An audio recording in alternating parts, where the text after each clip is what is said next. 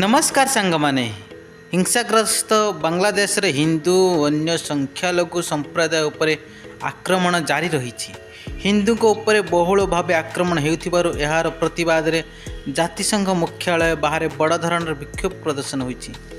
Washington रे एक स्वेच्छासेवी अनुष्ठान हिंदू एक्शन कही जे सबु वर्गर लोक स्वतःस्फूर्ति भाव यही विक्षोभ कार्यक्रम रे सामिल होइथिले एवं बांग्लादेश रे संख्यालघु हिंदू मानक तत्काल सुरक्षा उपलब्ध कराइबाकू जातिसंघ और अमेरिकार हस्तक्षेप दाबी करथिले। न्यूयॉर्कर अन्य केतक स्थान में मध्य विक्षोभ प्रदर्शन कराଯାଇଛି बोली हिंदू एक्शन पक्षरु कहाଯାଇଛି। अन्य केतक स्थान में मध्य विक्षोभ प्रदर्शन कराଯାଇଛି बोली हिंदू एक्शन पक्षरु कहाଯାଇଛି। बांग्लादेश रे हिंदू मानक टार्गेट करी जो भली हिंसा चली ताहा मानवता विरुद्ध रे बहुत बड़ अपराध एवं यह सभ्य समाज बर्दाश्त करिब नाही बोली विक्षोभकारी माने गणमाध्यम को कहिसंती। अनेक अमेरिका सांसद हिंदू उपर आक्रमण और अत्याचार तुरंत रोकने कार्यानुष्ठान दाबी करने को कहिसंती। रिपब्लिकान सांसद फैट फालन कहिसंती बांग्लादेश रे चलिथिबा राजनैतिक हिंसा और धार्मिक निर्यातन को दृढ़ निंदा करुछि। मु अंतरीण सरकार को अनुरोध करुछि जे बांग्लादेशी लोकों को स्वार्थ दृष्टि कार्य करंतु एवं तुरंत हिंदू को विरुद्ध हिंसा बंद करंतु।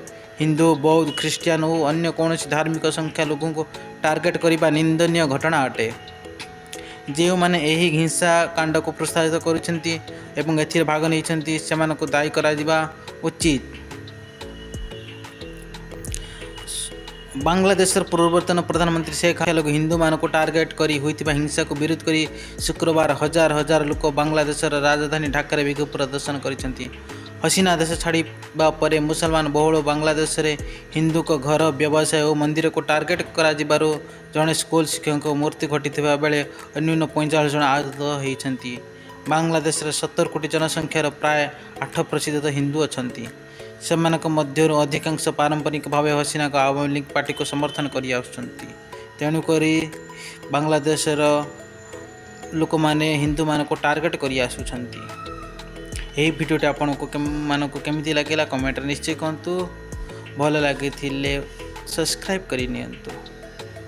जय हिंद।